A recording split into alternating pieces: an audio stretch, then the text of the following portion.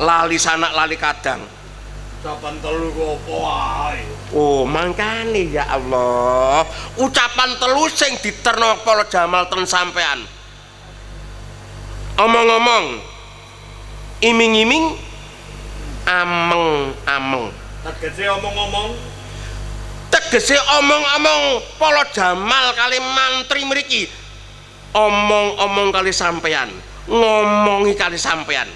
Nek sampean pun kena diomongi, iming-iming sampean diiming-iming donya king ngene londo, diiming-iming derajat, diiming-iming pangkat.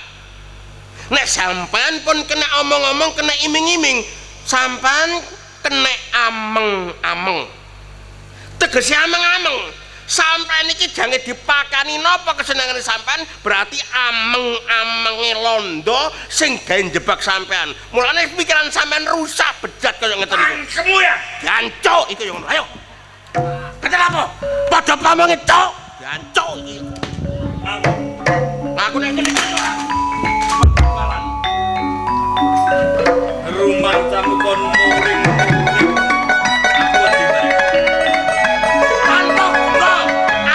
Ini lurah tanpa guna aku membelani rakyat. Nek kelakuanmu kayak bedas cok iki.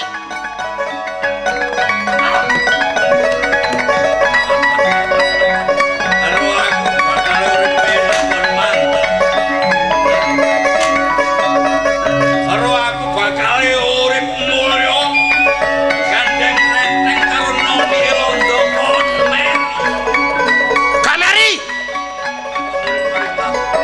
Oleh muring-muring setun temen, kontak gawe pedoman, kontak gawe dalan, kontak gawe teken, malah amblok pikiranmu rusak gak karuan. Kepala panas, hati harus dingin.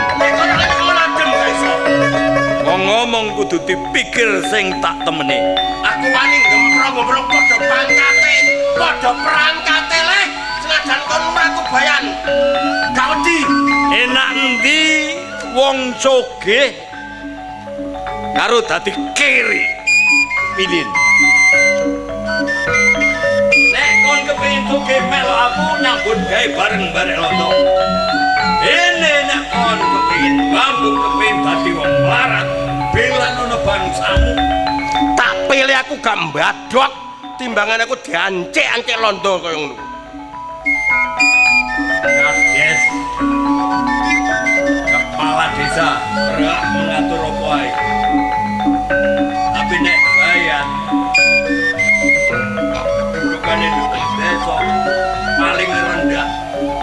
Umpamane aku urip kon minangka sandal. Sandalku remeh kon nisor dhewe.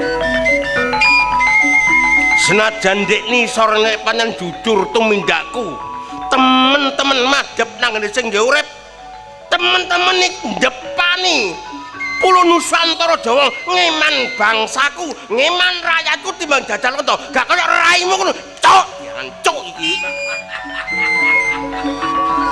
Dongo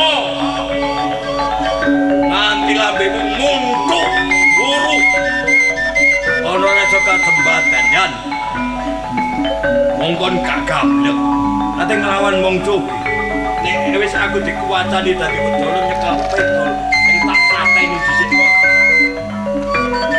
cangkemmu mari ngomong rusada rusapu loro apa kena digresiki tapi nek jangkep sak tekem kekuatan persatuan ojo lali persatuan kesatuan bongko dhisik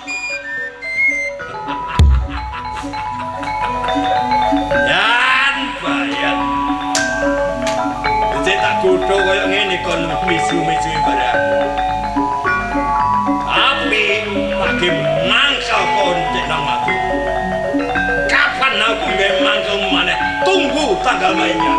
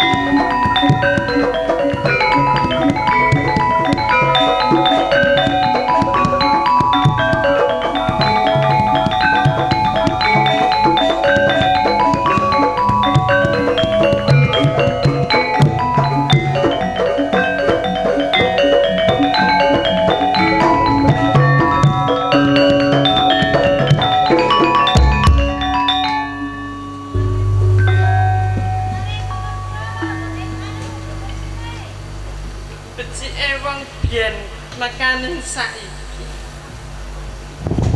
negara ora tambah penak tambah ora karo-karupan teng saiki wis dadi panguasaning londo urip ora bisa kepenak tansah curang-curang pananggir anak